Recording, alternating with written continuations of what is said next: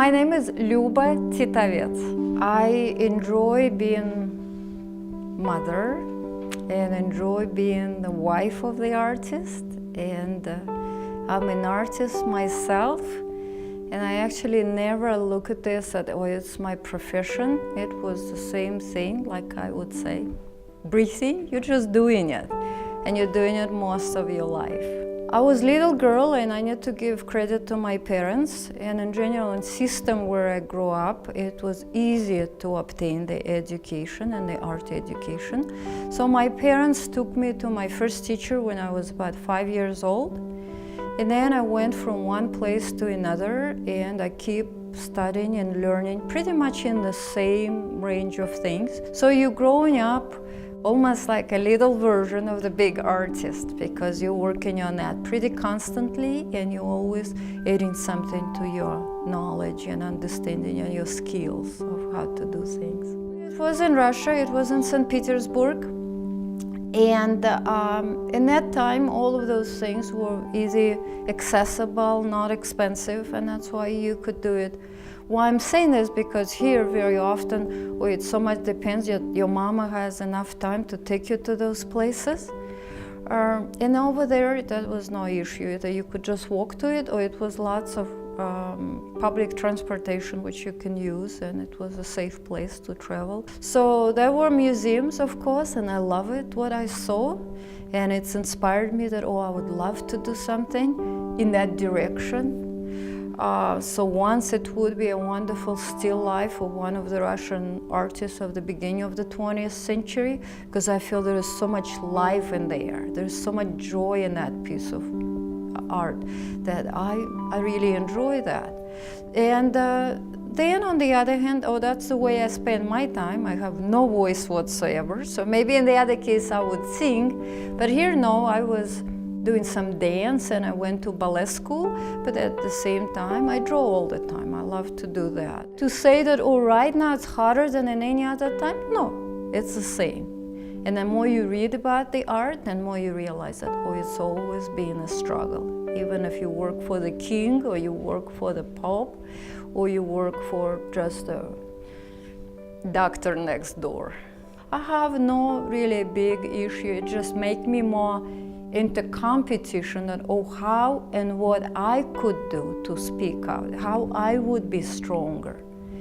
And it's a good challenge, it's not a bad challenge. It's hard, there is no question, it's very hard, but it's a good challenge which you just have to be healthy with what you do. That I always looked at the men and women as sort of like one coin. There's two sides of one coin, and this coin is very valuable.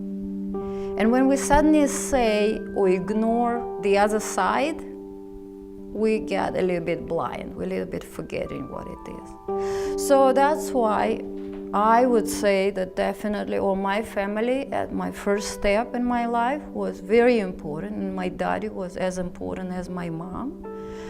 And then with my husband backing me up and really being more excited about my art than me and supporting me on every step, well, that took me where I am. Of course, because my husband is an artist, that helps me a lot, so he taking much more pressure than me.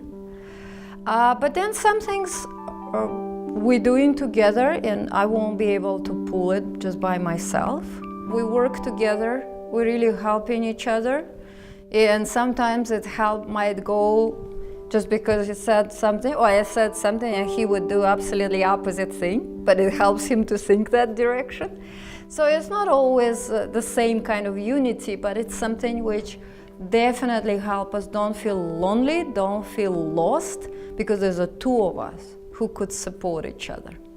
I do several very different types of paintings, and I don't find it odd, but I know it's odd for the galleries. So when the galleries want to represent me, or they're sort of shocked, they don't know which direction to go. And they want then only one kind of art. They don't want anything else.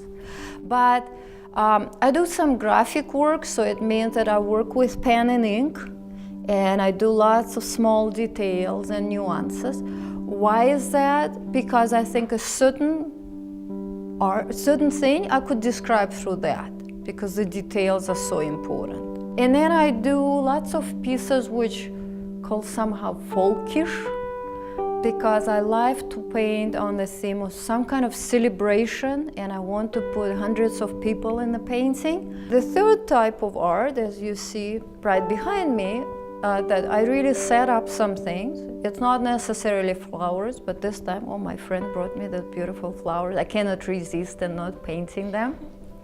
And then I'm a little bit more exaggerating the size and the colors, because I want it to be a little bit more exciting. When you're creating a canvas, you better don't make any statement. You better just paint, because the words are really taking you away from the painting. Something what you could describe visually, you hardly could describe by words. And that's with any kind of art. The real great art, if you start to put it in sort of plain words, it's nothing.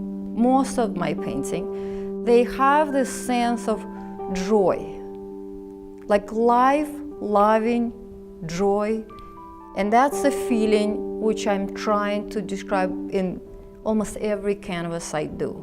Either that's a little figures dancing, or that's a still life. And why I'm doing that? Because I think that in general our life is pretty harsh, pretty dramatic, pretty gray. So we need something what excites you. And I'm more on that side, that not pointing you how great and ugly is that. No, I want to point that, oh, there is some other side which is so exciting. So simple, but so exciting.